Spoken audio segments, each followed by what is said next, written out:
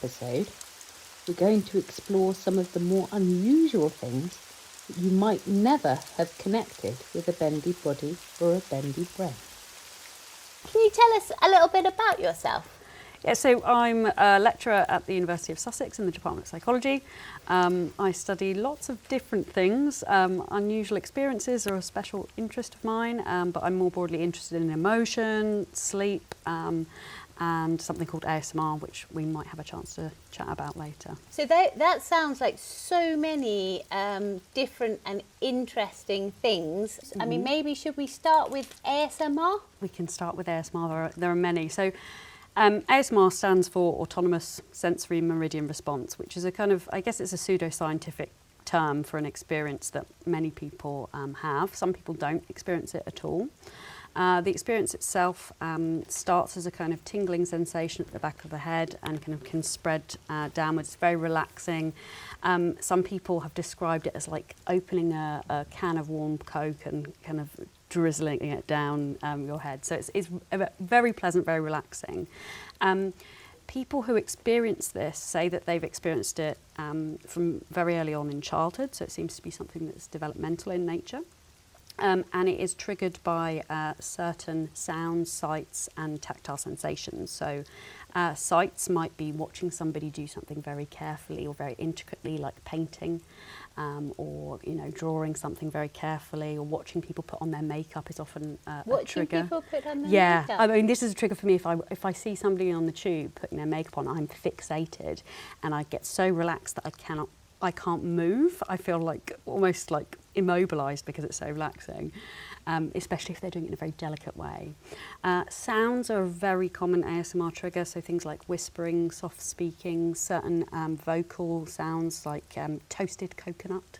Toasted coconut. Toasted coconut. I had a patient who found the sound of rain falling. Yes, would provoke ASMR.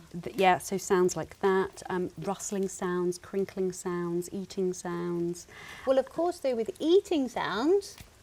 Yes, there's the flip side of that. Well, it's not really a flip side, but some people do have an aversion to specific, often human-made eating sounds, something called misophonia, which is an aversion or a specific sound intolerance for things like eating, slurping, coughing, chewing, all of those kinds of things. Actually, ASMR and misophonia are comorbid, so if you have one, you're more likely to experience the other. Exactly, that certainly seems to be the case for the patients that I see.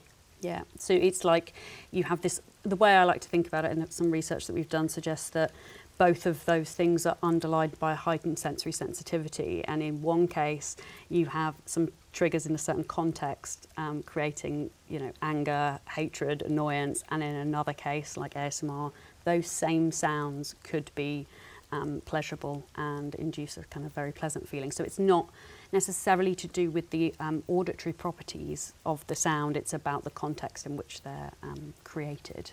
I think you raise a really interesting point. So when I'm doing these assessments in my clinic and we're talking about sensory things, it's important to remember that can be sensory hyposensitivity, so undersensitivity, and also oversensitivity.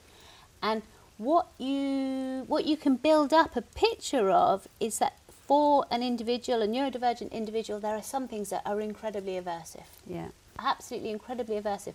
But at the same time, as certain things being very aversive, there are certain other things that are very pleasant and very soothing. And I suppose what this tells us is that within this sensory world, if we capitalise perhaps on the things that we find pleasant or soothing or regulating, this might actually be a way of regulating our emotions and helping us improve how we feel. Totally. I mean, I completely agree that there's something about, sensory sensitivity being a weakness, but also a potential strength. So it's something that you can actually harness, and ASMR is a really good example of heightened sensory sensitivity having, positive effects on well-being. some people anecdotally sort of say that they use ASMR content on forums like YouTube as a form of kind of stimming, so sensory seeking, repetitive sounds often that are soothing, perhaps because they are predictable. We haven't done any research into that yet, so that's potentially an exciting. It might be a slightly academic question, but how could we determine scientifically what the soothing properties of ASMR were? Have you thought about it? I mean, I don't want to put you on the spot, but I can see how you could do talk to people and interview them about their experiences. Yeah. But how could we work out at a kind of mechanistic level what's going on? I think you could probably do some kind of. It would be very interesting to see whether repeated stimulation kind of attenuates the sensory response in some way or affects emotional responses. So something to do with the frequency? Yeah, the frequency, or whether there is a kind of a habituation with repeated exposure to things in people that are ASMR sensitive versus people who aren't. So maybe, like the lie detector test, where they're looking at the involuntary nervous system activity in the finger. Yeah. Maybe with ASMR you might see those kind of typical responses actually just dampen down. Diminish, yeah. So we have done a physiological study on ASMR looking at kind of heart rate and skin conductance. So that's the kind of the measure of the sweating of the skin. And what we find is that heart rate reduces in people who are ASMR sensitive when they're exposed to trigger sounds. But skin conductance actually goes up. Which is kind of the opposite of what we were expecting. But we wondered whether it might reflect the emotional complexity of ASMR in the sense that it's both an activating experience and a deactivating one. So it's that very complex emotional response. And I wonder, and I think there is a literature about that and kind of dissociation. It's a really interesting thing. But I think this idea of the paradox is absolutely central, and I think it's central to hypermobility and neurodivergence. The idea that the hypermobile body can do amazing things that other bodies perhaps can't, but it can also break in all sorts of horrible ways. And with neurodivergence, this idea that this sensory capacity to, as you talked about with ASMR, that senses can be both an immense pleasure and immense pain is very poignant, really.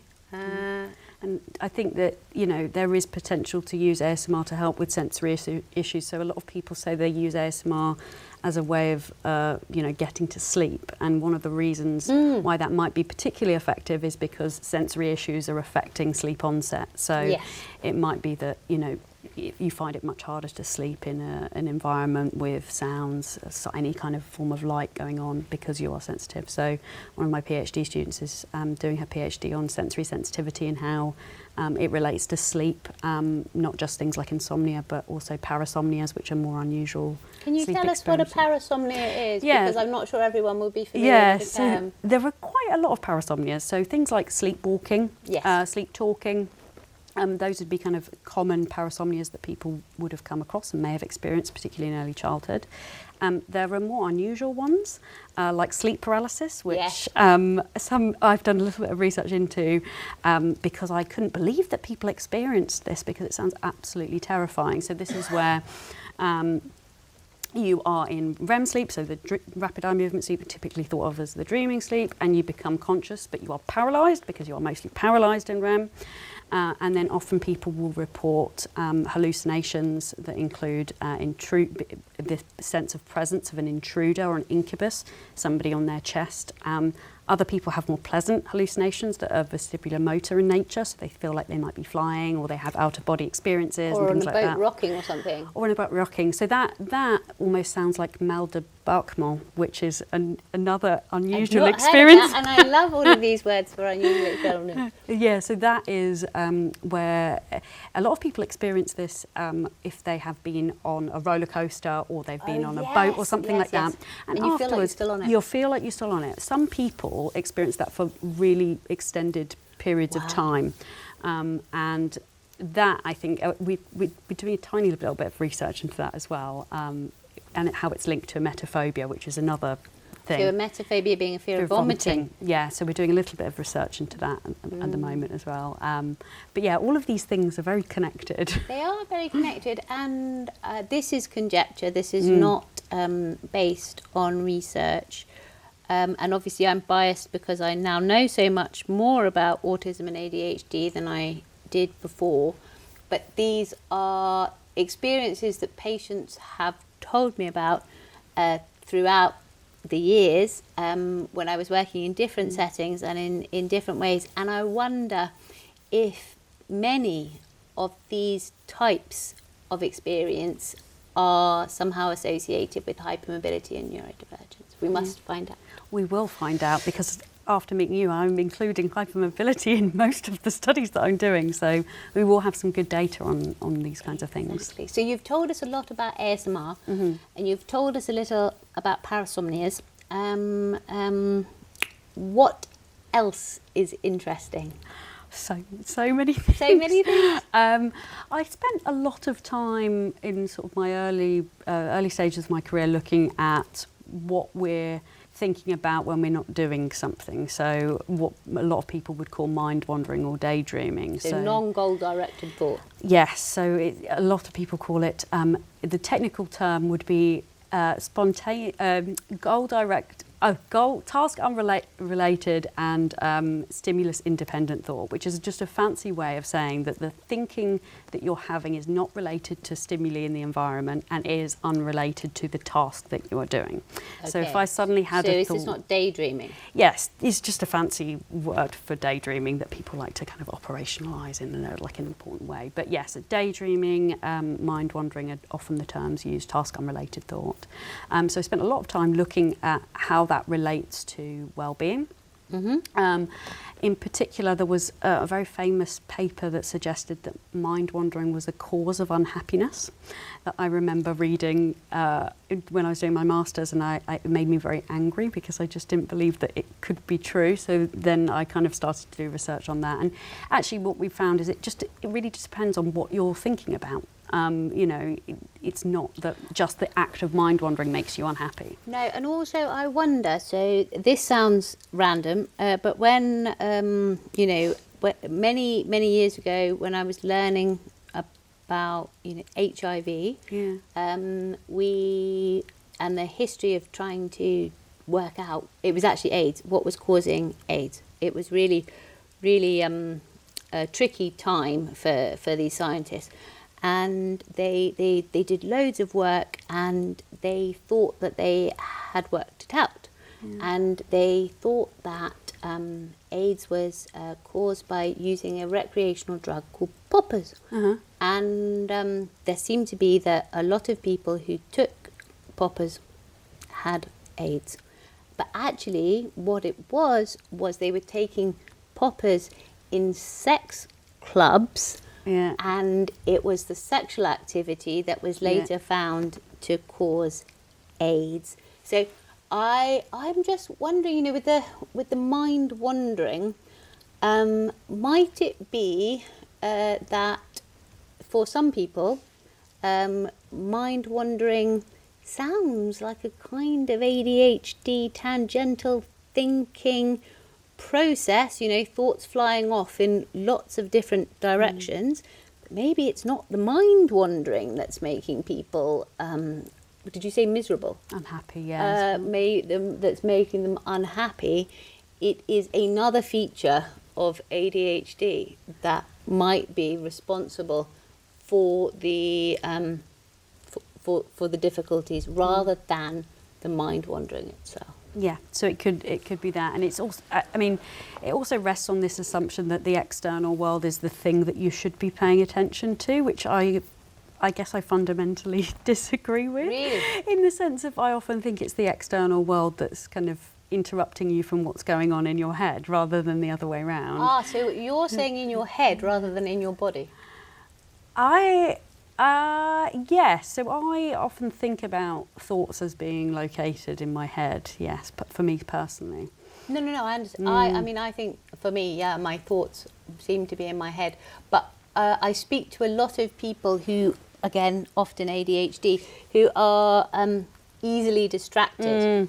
And they are, as you say, distracted from the external world. And they're distracted by their own thoughts, but they're also distracted by their own sensations. Yeah.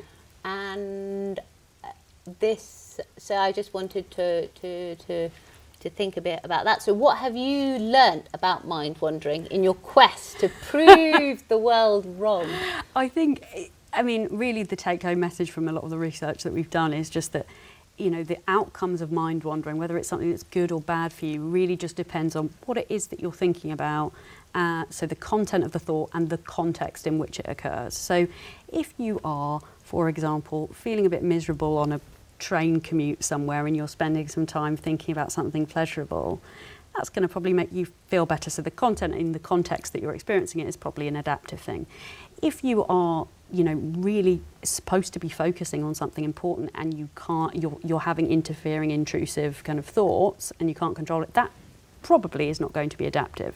So it seems quite basic and common sense, but it took quite a long time to get this more nuanced view of mind wandering, that it isn't something that's inherently bad for you, and actually there are many contexts in which it can be beneficial, so for emotion regulation. So I did a lot of work looking at the benefits of thinking about other people.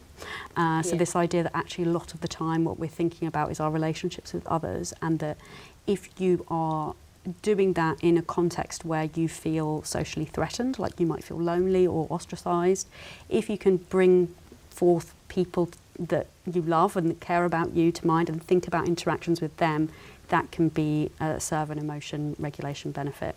I started studying that because I found out that I couldn't do that because I don't have any imagery. So you are aphantasic. So I'm aphantasic. Tell us what aphantasia means. So aphantasia, it used to be called non-imaging before the term was coined, I think in about 2010. It basically means having a blind mind's eye. So when I was doing my PhD studies, I would talk to people about their daydreams because I would get them to go off and track their daydreams. And I would say things like, oh yeah, but you don't really see that, and they would be like, yes, and actually sometimes it's colourful and it's moving, or all of that. And so it made me realise that what I thought was a metaphor for my whole life was actually I was perhaps unusual in that I didn't experience any of this. So when you daydream, are you having a series of thoughts? Yes, but there's no visual, auditory or other sensory components to what I'm thinking about. Some people might, Russell Hulbert, who did a lot of early work on this in the 60s, would call it unsymbolised thinking, where there's nothing really. It's just thoughts. It's just thoughts, right? But there's no, perhaps inner speech, but no auditory components to it. So a lot of people tend to be predominantly visual in their imagery, and to some extent auditory. Yeah, well, this is very interesting. Are you able to bring into your mind on command, say if I say, imagine an apple? No, I can't do that. You don't see a picture of an apple? I can't do that. Can you see a photograph of an apple? Okay, so you completely no mental imagery at all. Yeah. And how common do you think is the experience of aphantasia? I can't remember what the population prevalence is off the top of my head. I doubt it's been systematically studied. It probably hasn't, yeah. Although it might have been, because there's quite a lot of research on it now. There wasn't, a long time ago, but I think it's now much more of an area. There's a few people at Sussex who do quite a lot of work on aphantasia. Absolutely, Giulia Poerio. Yeah, so so it is. I think it is maybe more common than people think. I'm sure.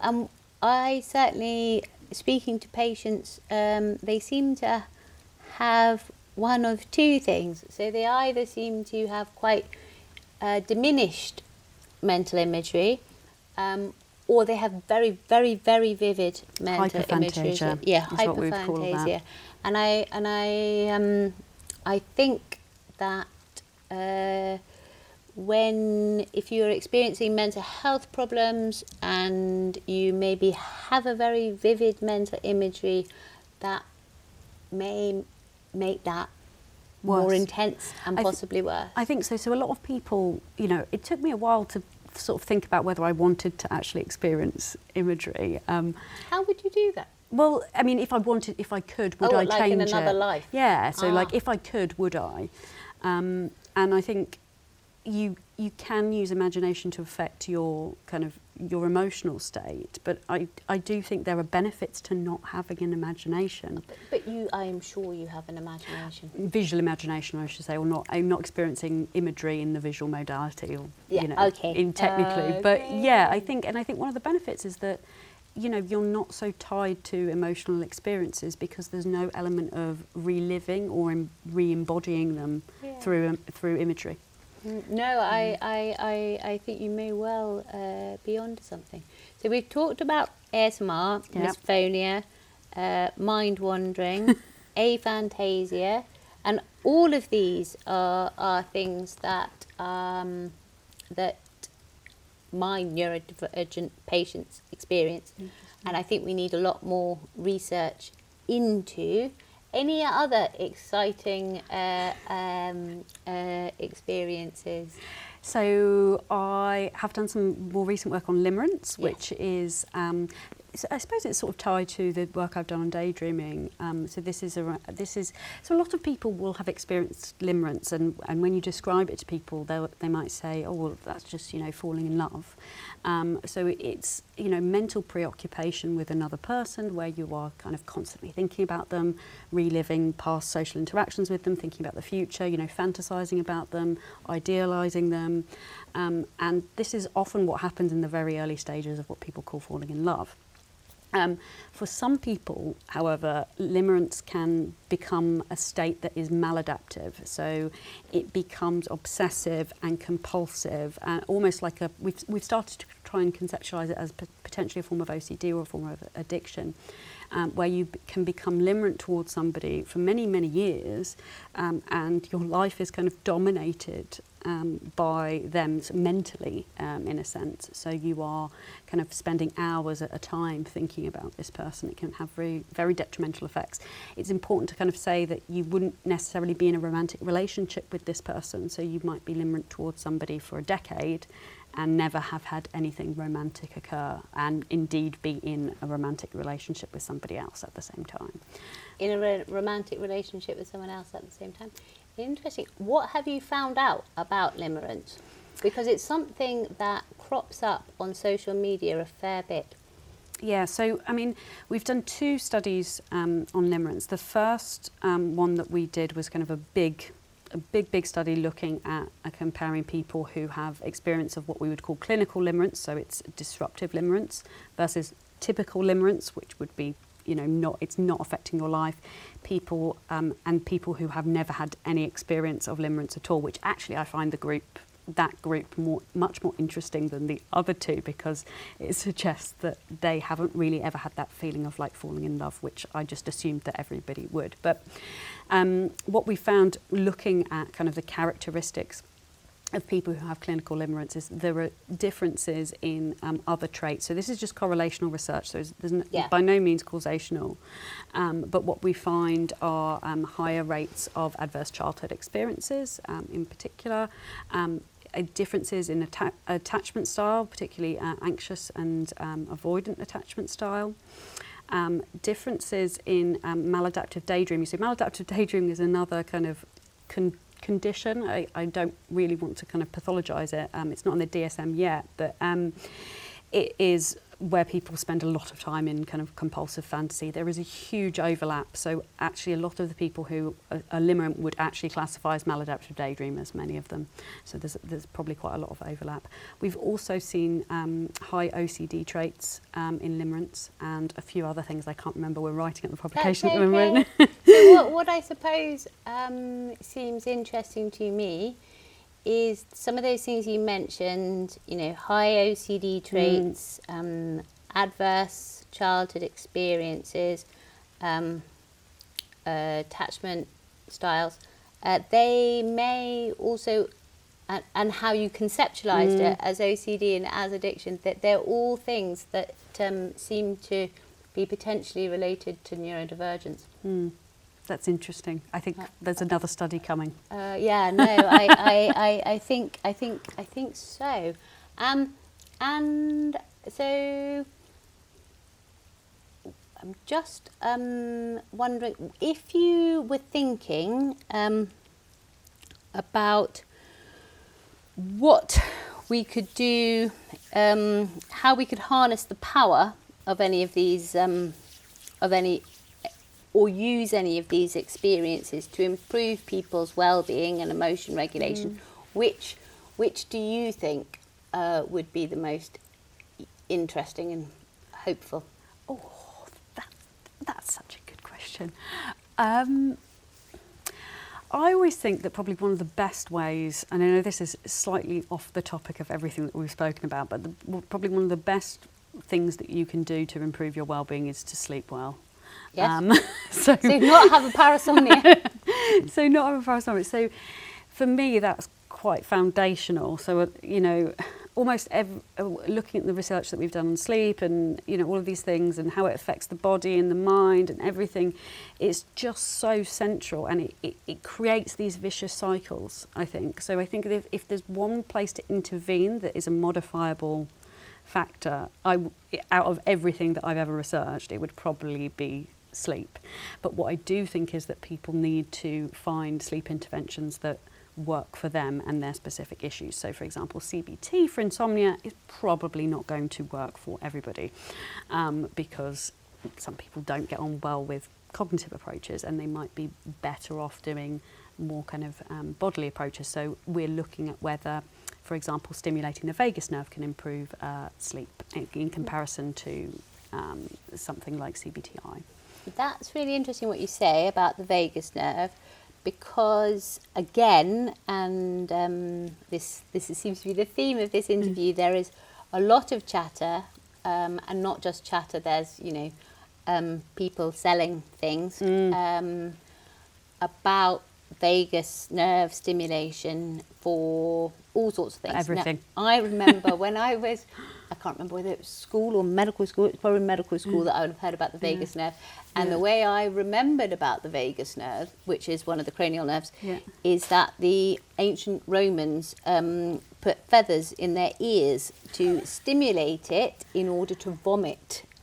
Which interesting. is because they would have these incredibly large meals and then they would need to vomit, and they did so by twiddling feathers in their ears. In their ear, or where in their ear? Can you remember? I took away the idea that it was actually in the ear canal. Right. But I may have misremembered. This was many years ago. Yeah. Can you tell us about what vagal nerve stimulation is? Yeah, so the intention is to stimulate the vagus nerve through specific sites on the ear, which is the semicontra, which is this bit here. Ah, yes. So some people say you can stimulate via the tragus as well here. So the bit that is in the middle. Yeah.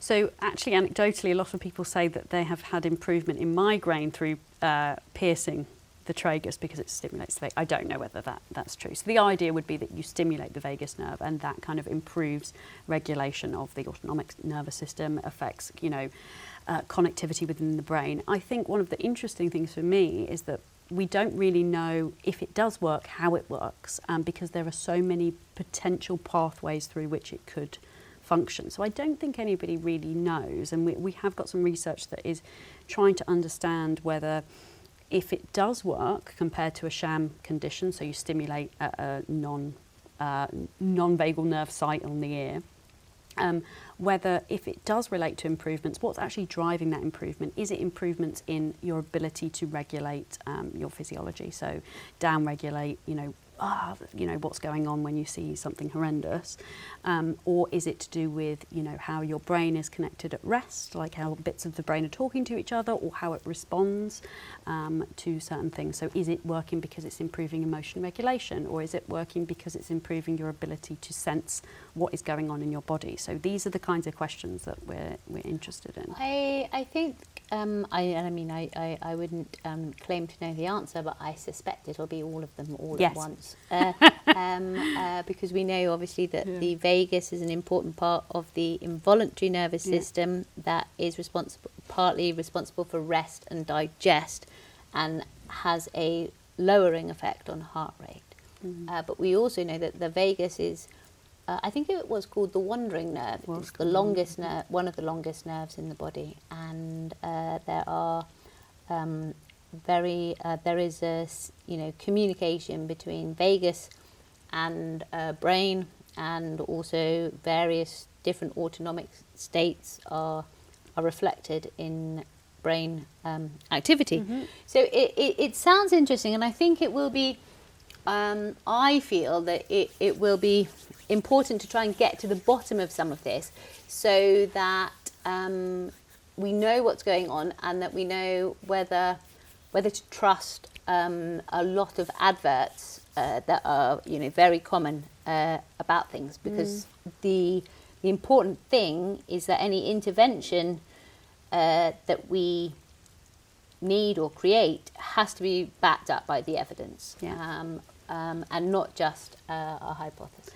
I think so, and I think it's really important to say that even if because there is quite a lot of published evidence suggesting that vagus nerve stimulation does work for various different things, that doesn't necessarily mean that works for everything. That it works for everything, or that things that claim to stimulate the vagus nerve are actually doing that. Yes. And I think that's quite important to highlight as well. Thank you so much. Thanks.